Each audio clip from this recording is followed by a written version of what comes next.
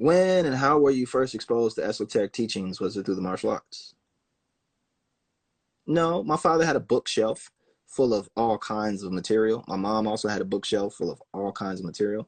And esoteric teaching is embedded even in street gangs, right? If you choose to look at it that way, if you choose to see what's there.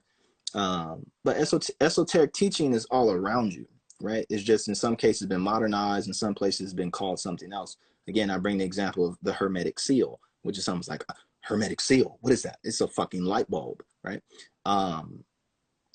But you see who Hermes is, right? And how did the Hermetic Seal come into play? Is because these dudes are trying to make gold out of lead, right?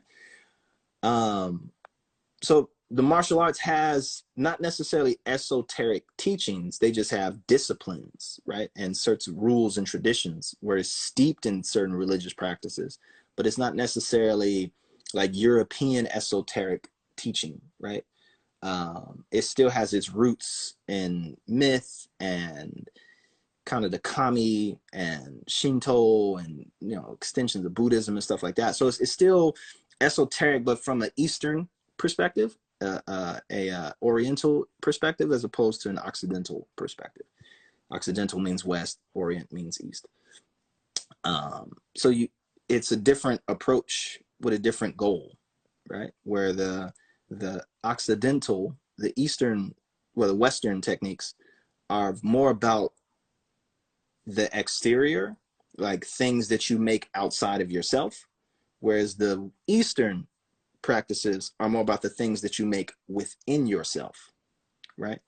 And how you are positioned within a chain of command or a certain level of pathway. And then what are the practices to refine the self? Whereas the practices in the West are how do you refine the other, right? And that otherness is why the core of Western traditions and philosophies are so fucked, because you can't exclude the self from the equation, and they don't. So it's kind of like the hidden hand, right?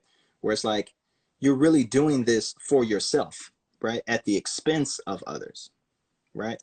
Whereas in the West, or in the East, you could say, I'm doing this for myself, and for the expense of others, right? So it's a different kind of play and a tone with it. It's not all pure. I mean, it's still made by man, so it's still some fuck shit in there, but that's kind of like one of the differentiations. But martial arts does have it there, but not at an intensity if you're not in tune. Not to the point where it's just over the top. It's not like this shit. Like, you read a book on the martial arts, you're not going to see a bunch of secret figures and handshakes and shit like that. Like, you're not going to see that. But there is embedded into the teachings that, and not to say that certain martial arts don't have that, ninjutsu, hand signs, yo, kyo, ro, sio, do, all that shit, za, zen, all that comes from Buddhist, hand, signatures or hand things, and creating certain, chakras and stuff like that. It all extends out of kind of India, because Buddhism is Indian. It's not Chinese or Japanese. Buddhism is India. Buddha was Indian.